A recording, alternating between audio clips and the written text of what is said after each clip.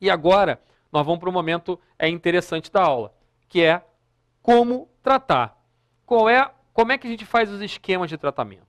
E aí vocês vão ver que nós vamos evoluir paulatinamente, tentando amarrar de forma progressiva qual é o tratamento que a gente vai fazer, basicamente ambulatorial, ou até mesmo no início, quando as drogas são também venosas, porque a gente tem drogas, claro, que a gente consegue fazer ambulatorialmente por via oral, e a gente também consegue fazê-las por via endovenosa em ambiente hospitalar, o mesmo grupo, a mesma droga.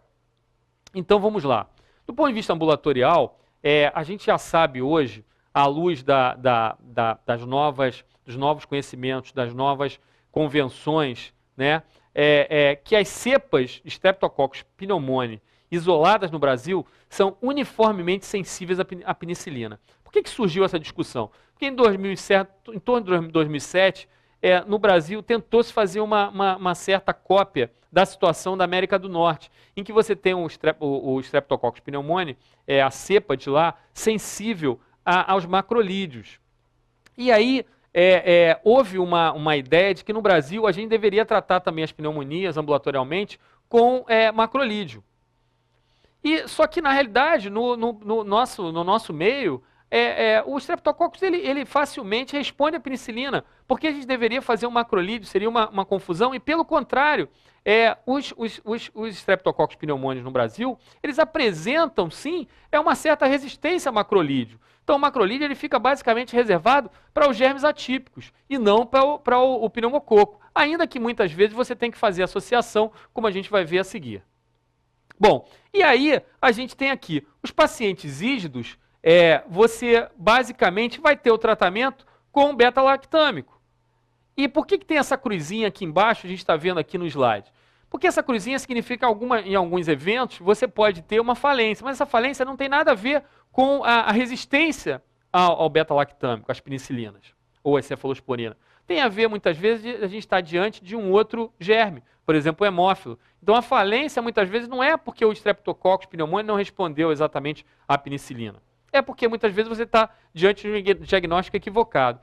E a situação em que você acaba por fazer, a situação, inclusive, que você acaba por fazer as duas drogas. Quando você tem uma suspeição de uma situação atípica, a clínica é soberana. Você é obrigado a fazer o macrolídeo. Quando você tem a suspeição de uma situação típica, você vai fazer o beta-lactâmico. Quando você tem uma comorbidade que você fica preocupado, e nós vamos ver isso a seguir, você vai acabar fazendo um esquema combinado, uma associação de antibiótico terapia. Então, continuando, o doente ígido, olha lá, ele vai fazer o macrolídeo ou o beta-lactâmico. E aí o que vai fazer a diferença? A clínica. Então, entre os macrolídeos, a gente vai ter a azitromicina, a claritromicina e a eritromicina. Do ponto de vista de beta-lactâmico, a droga base, a gente está cansado de saber, é a amoxicilina. A amoxicilina, uma droga facílima de ser feita, a apresentação posológica fácil, a apresentação que a gente pode fazer hoje em 2 vezes ao dia, então facilita bastante. E os macrolídeos também para os germes atípicos, também não há dificuldade nenhuma, a gente tem uma variedade muito grande de macrolídeos, e aí a prática ambulatorial não fica nem um pouco dificultada. Bom, e aí a gente vai aí na realidade o que não vai acontecer? Nós vamos ter situações de comorbidade e que vão causar alteração um pouco nesse nosso esquema. Então os doentes que apresentam DPOC, insuficiência cardíaca, diabetes mellitus, ou então já fizeram uma terapia prévia com uma dessas drogas, aí você vai ter uma situação clínica que provavelmente você não vai poder escolher um ou outro. Muitas vezes você, pela falência, pelo risco de falência ao tratamento clássico escolhido, você vai ser obrigado a usar as 2 drogas. E decidir se esse doente vai internar a enfermaria para poder continuar o tratamento, já que você tem uma comorbidade que muitas vezes leva esse doente a ser internado. Você não pode confiar que esse doente faça a droga por via oral pelo risco que esse doente vai ter durante a evolução do tratamento. E a gente pode claramente usar os critérios que a gente usou anteriormente, que a gente falou anteriormente, como o próprio CURB e aquele critério maior e menor para definir se esse doente vai precisar de um outro acompanhamento e até da internação, tanto em ambiente hospitalar como também em terapia intensiva. E aí, como eu falei, na realidade, se impõe o uso associado, tanto do beta-lactâmico como macrolídeo. E qual é a outra droga que você pode fazer também? Qual é a outra droga que você pode fazer numa situação um pouco mais grave como essa, principalmente no DPOC, ou então no diabético? Enfim, qual é a outra droga que a gente, ou as outras drogas que a gente pode fazer?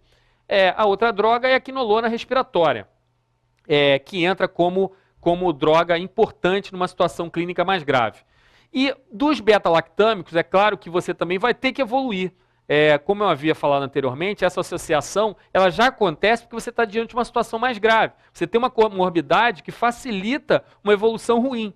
Então, você nunca vai usar só apenas um tratamento comum que a gente faz ambulatorialmente. Você vai evoluir para um tratamento com cefalosporina de segunda geração, que pode ser também ambulatorial, claro, mas você tende dependendo da situação de gravidade, levar esse doente para um ambiente hospitalar e fazer as drogas venosas. Nesse caso, nós estamos falando da cefuroxima, uma cefalosporina de segunda geração, associada ao macrolídeo, azitromicina ou claritromicina.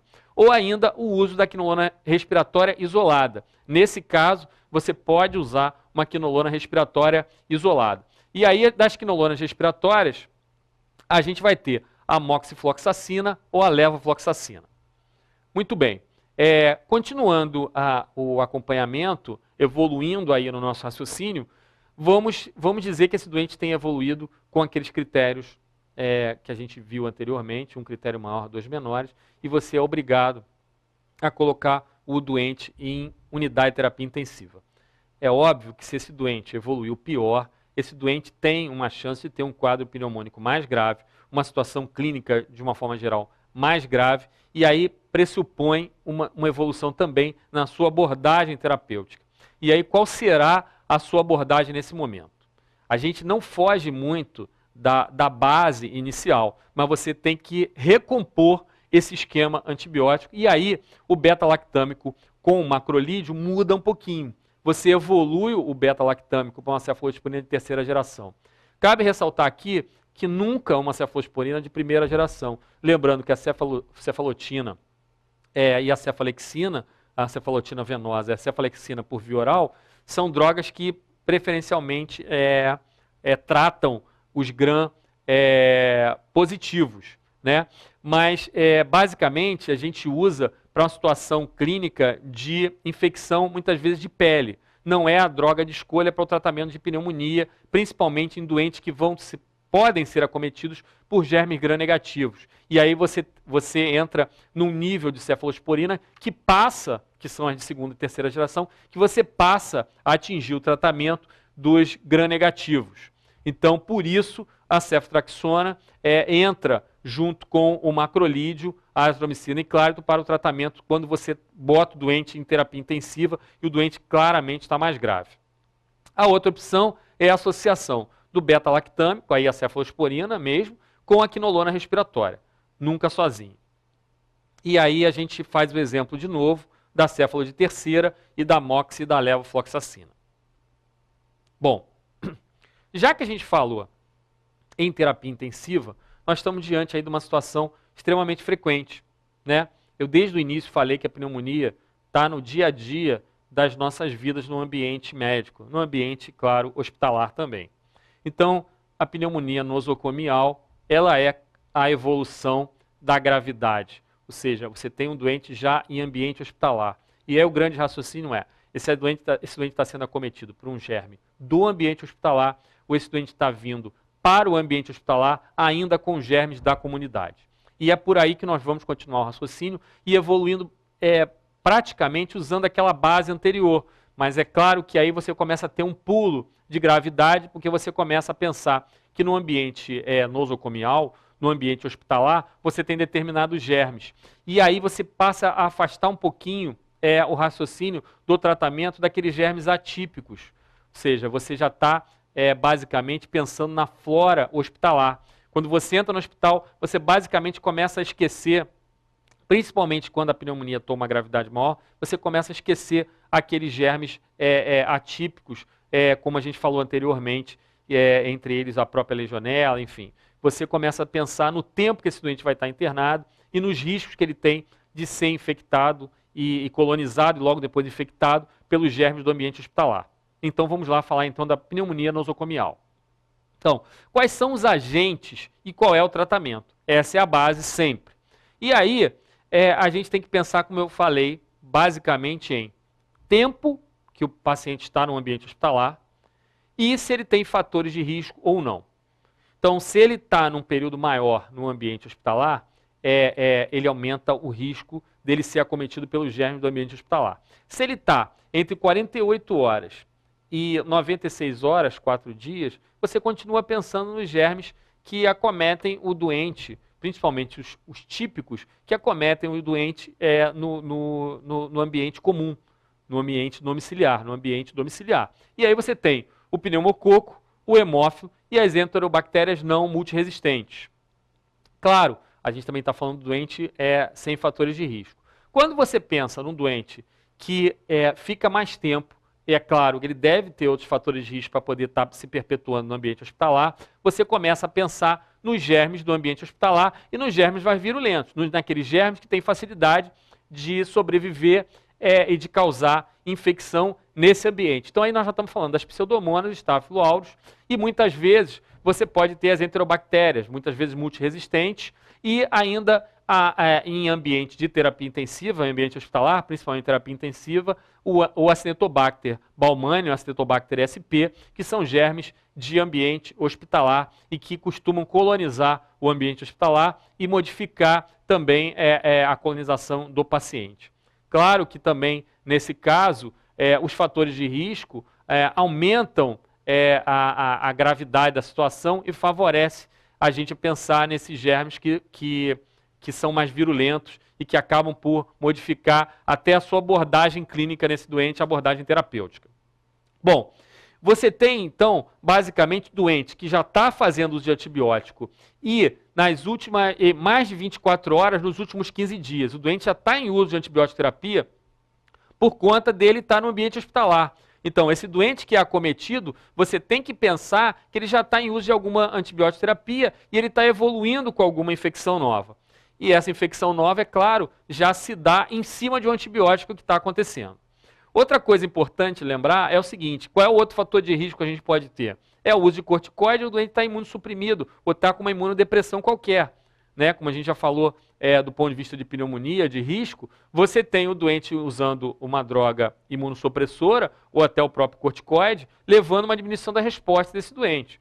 O doente ser neutropênico por qualquer motivo e ele fica mais exposto ainda às bactérias do ambiente hospitalar.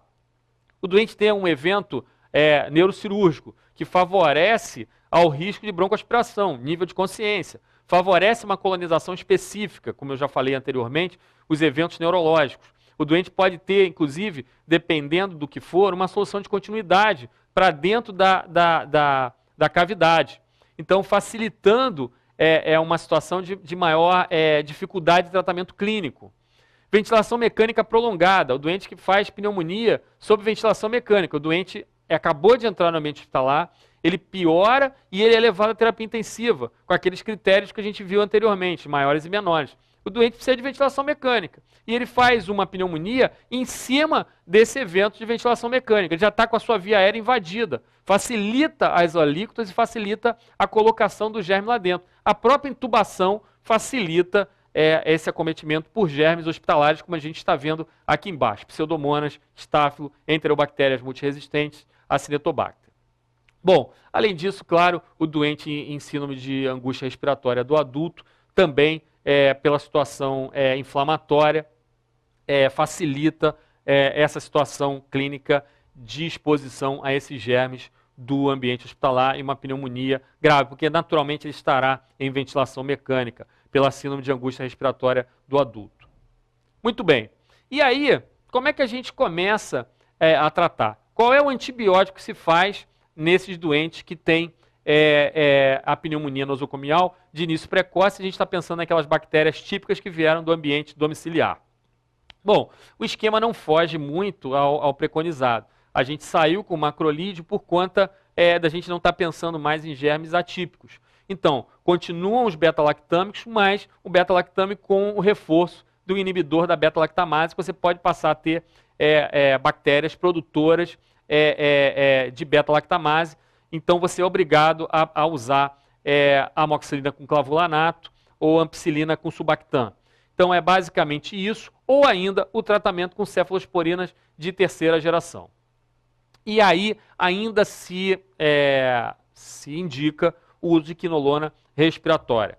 Então nessa situação, basicamente, do ponto de vista de penicilinas, de beta-lactâmicos, você tem o beta-lactâmico associado ao inibidor da beta-lactamase, saiu o macrolídeo da discussão, continuamos então com a céfalo de terceira e a quinolona respiratória. Então vocês reparem que não fugiu muito da base do tratamento. Apenas saiu o macrolídeo e no beta-lactâmico você associou um inibidor de beta-lactamase que dificultaria a ação do beta-lactâmico. Do ponto de vista do tratamento do doente que está tardiamente já no hospital, que começa, tem um início tardio da pneumonia, já está vários dias no hospital, você vai ter que também fazer uma evolução para o tratamento do ponto de vista de antibiótico terapia. Você vai considerar, claro, a flora local. Qual é o tipo de bactéria que você tem, qual é a resistência, qual é o antibiograma, qual é o mix de determinadas bactérias para alguns antibióticos. E aí a decisão muitas vezes está baseada no acompanhamento da equipe de controle de infecção hospitalar, porque ela vai ter os germes mais frequentes, aí entre eles o acineto, as klebsiellas, ou a própria pseudomonas, o estáfilo, e aí você vai definir se você tem um estáfilo multiresistente, uma enterobactéria, uma KPC, ou uma acidetobacter mais difícil, mais resistente, ou ainda uma pseudomonas. E aí, considerando o padrão de resistência, você vai escolher melhor o esquema antibiótico. Mas a base continua a mesma. Você vai usar o beta-lactâmico inibidor de beta-lactamase, mas você vai evoluir também de beta-lactâmico inibidor. Você pode evoluir, então, para ticarcilina com clavulanato e piperacilina com tazobactam, o famoso pipitazo. Por quê? Porque você evolui de beta-lactâmico. Você sai das penicilinas mais antigas e vem para as penicilinas mais novas com inibidores de beta-lactamase, também fazendo um conjunto novo, para poder a gente atingir esses germes multiresistentes que já foram resistentes, porque esse doente ele já está em ambiente hospitalar há mais tempo e ele também já pode ter feito uso do esquema anterior. Bom, e aí você passa para a céfalo de quarta, cefepime. Por quê? Porque você também evolui as cefalosporinas, na tentativa de você escapar da resistência das céfalas de segunda e das céfalas de terceira. Então você impõe aí um tratamento com uma cefalosporina mais avançada e que você tem uma chance maior de acertar o tratamento. O que mais que a gente pode fazer? A gente pode fazer os carbapenêmicos. E quais são os carbapenêmicos? O imipenem e o meropenem. Por quê? Porque você pode ter germes francamente resistentes. Então você continua evoluindo e aí isso se impõe, porque você pode ter bactérias ESBL.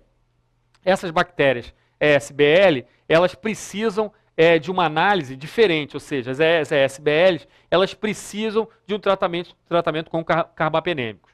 É claro que a grande preocupação é você não errar o esquema, porque o doente está em altíssima gravidade, o doente está geralmente em terapia intensiva, e você tem que fazer o esquema certo. A pneumonia, na base do tratamento em ambiente hospitalar, o doente que entra grave com pneumonia, ele tem que ser tratado, no máximo, em 1 hora.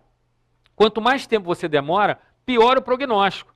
Então, assim, demorar significa também demorar a acertar. Então, você já entra com esquema, como a gente está vendo aí o meropenem, para as ESBLs, você não pode perder tempo. Você tem que acertar logo. E muitas vezes você vai fazer um conjunto, você vai fazer uma associação. E essa é a grande preocupação. Do ponto de vista prático, quando você pensa em gram-negativos, você está indo pelos esquemas anteriores, e você consegue até pegar alguns gram-positivos. Mas é claro que você, em ambiente hospitalar, você pode estar diante de um MRSA, de um estáfilo resistente à meticilina, resistente à oxacilina. E aí, o tratamento é com outras drogas que peguem um estáfilo aureus multiresistente. E aí, então, o MRSA ele vai ser tratado ou com vancomicina, menos hoje em dia, a vancomicina hoje a gente apresenta alguma resistência, e a droga que se impõe hoje é a linezolida. Você pode também fazer uso da teicoplanin, mas a droga de escolha para tratamento de estáfilo multiresistente, o estáfilo MRSA, é a linezolida. Bom, você pode ainda ter germes multiresistentes como a KPC, e aí se impõe o uso da polimixina B, porque você vai ter um germe multiresistente. Claro que a polimixina B muitas vezes não vai entrar sozinha, ela vai entrar também associada, e você tem que se preocupar se vai haver uma resposta. Você já vai estar, inclusive, com o antibiograma e o MIC desse doente, para você definir qual é a resistência desse germe. Por isso, você já está evoluindo esse esquema baseado na flora que você tem, como eu já disse anteriormente.